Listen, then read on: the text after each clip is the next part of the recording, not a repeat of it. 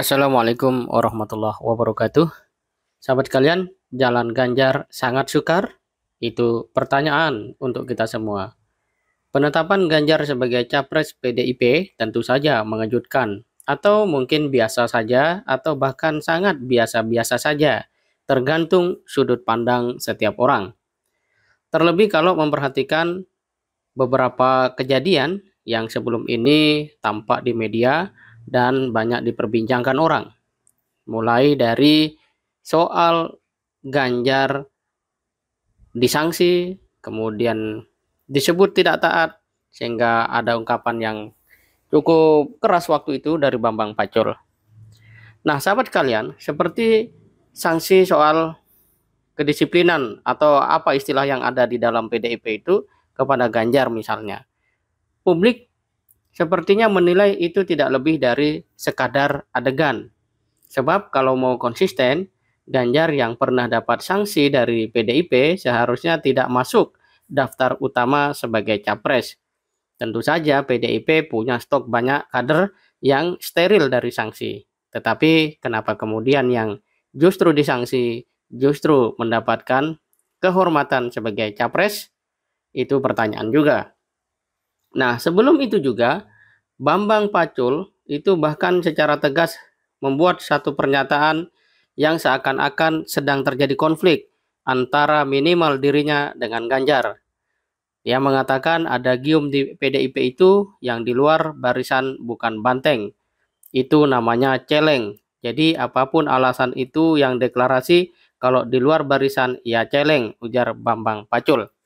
Itu ia ungkapkan ketika seorang kader yang ada di Jawa Tengah mendeklarasikan Ganjar Pranowo sebagai capres pada saat yang sama belum keluar keputusan Megawati.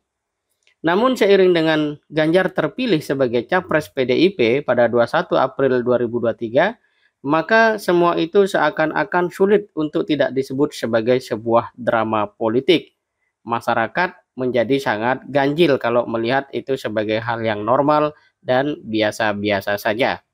Selanjutnya, PDIP dan Ganjar akan berhadap-hadapan dengan berbagai data yang menyulitkan langkah Ganjar itu sendiri, termasuk PDIP sebagai partai pengusung.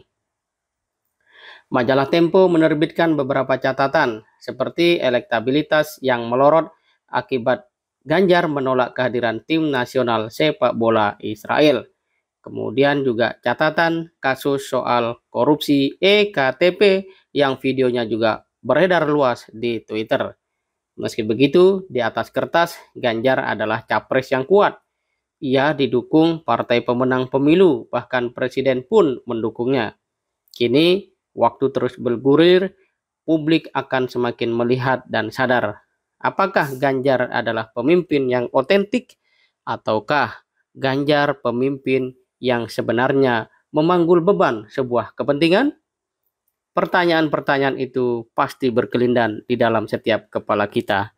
Yang pasti, apapun yang akan dilakukan ke depan, seorang Ganjar harus sadar bahwa masalah Indonesia tidak ringan. Dan kalau memang merasa mampu dan punya niat yang tulus, betul-betul ingin membangun bangsa, maka apa langkah yang akan ditempuh? Dan tentu saja harus berbeda dengan pendahulu yang betul-betul mendapatkan begitu banyak kritik, permasalahan, dan berbagai macam kejadian yang publik tidak bisa rasionalisasikan atau pahami dengan sebaik-baiknya. Jika hal itu tidak menjadi komitmen dari seorang Ganjar, maka sudah pasti langkah-langkah yang akan dihadapi oleh Ganjar akan semakin sukar menjadi sebuah kenyataan. Terlebih masyarakat hari ini semakin cerdas, semakin panjang ingatannya, sehingga mereka tidak mudah untuk menjatuhkan pilihan secara serampangan, walaupun mungkin mereka menerima hal-hal yang sebenarnya dalam etika demokrasi tidak dibenarkan. Demikian, wassalamualaikum warahmatullahi wabarakatuh.